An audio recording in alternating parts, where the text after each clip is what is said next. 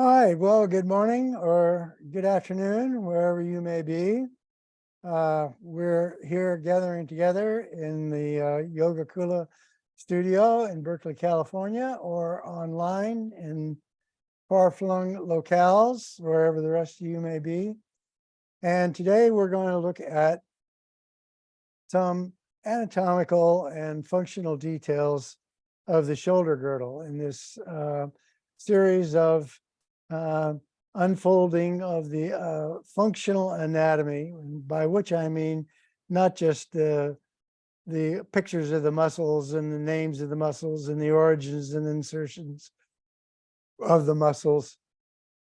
Those are the kind of academic details that I'm not particularly focused on. But what I want to build for us through this series and with the shoulder girdle today is I'll look at the images of how the pieces and parts of our body are put together, what those pieces and parts are, and more importantly, how they function together and coordinate together to create strength, movement, fluidity, all of the things that we are aiming to achieve with our movement practice.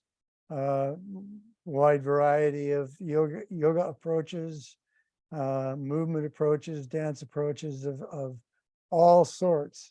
All are relevant to our discussions because they all involve pieces and parts, how they move, and what the process of patterning their movement, controlling their movement, and increasing the repertoire of our movement in terms of continual development of not only length and flexibility and softness, but strength and resiliency, and finding that perfect balance between the muscle fibers throughout our body that can change length at any moment we ask them to, according to their range of anatomical possibilities, of course, and who can steady themselves, firm up into various postures as we need them to.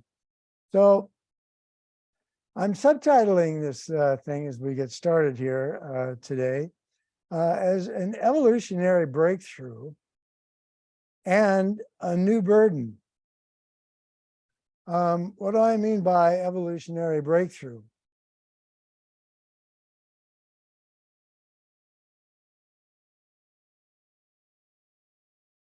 Oh my goodness, Saraswati? Yes. Oh, okay, there we go. I was frozen a moment. All right, great. So with this idea of evolutionary breakthrough, I want to look at some evolutionary perspectives of the long, eons long-term development of the human shoulder girdle and its relations to the rest of the body structure. Let's first look at this head-on picture of a quadruped, one of our mammalian ancestors and coexisters. And what I want to notice in this picture is twofold. One is that here is the scapula, the shoulder blade of this four-footed creature. And the second thing I want to notice is the contour of the rib cage. Now, this four-footed creature is, of course, using these front arms as legs, that is gravitational supports, that is supporting the entire front half of the body, which in most mammals, most quadrupeds, is the majority of the organism's weight. So how this weight support system works here is that from the edge of the scapula, right here, are all these fibers of a muscle group that's collectively called the serratus anterior.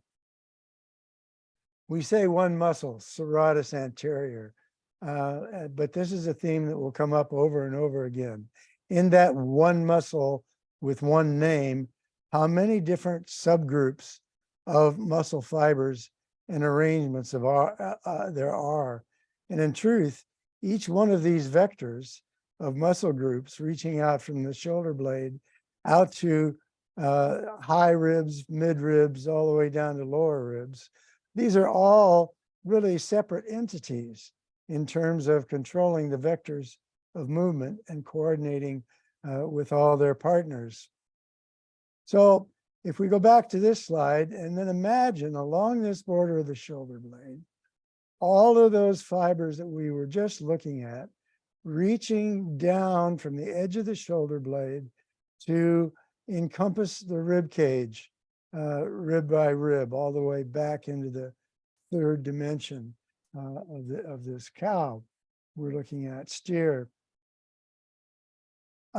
So that means that this whole frontal part of the body of this quadruped is kind of resting in a hammock from one shoulder blade edge. When we put both of these together, look at both of these groups of muscle fibers coming from the edge of the shoulder blade down to the ribs, they form a cradle of muscles that the weight of the quadruped's torso and neck and head are settling down into. Again, much like a hammock that it's lying in. Other thing I want to notice is that because of this stance, the gravitational forces coursing through this organism have the tendency over many thousands of generations through time of drawing that sternum and rib cage downward, that the gravitational force is working not this way, but this way. And that gravitational force coming through the organism the way it is causes that rib cage to have this elongated form, sternum much forward, ribs relatively flat, shoulder girdle flat against the flat sides of the rib cage. This is something we'll see that changes fundamentally as organisms start to orient themselves from a horizontal to a vertical plane in the force field of gravity.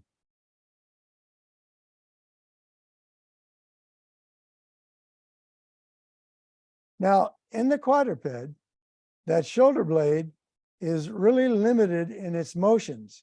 That is to say that the horse or the cow or whatever quadruped, the general motion of the shoulder blade and the supporting forearms, legs are moving in this fashion.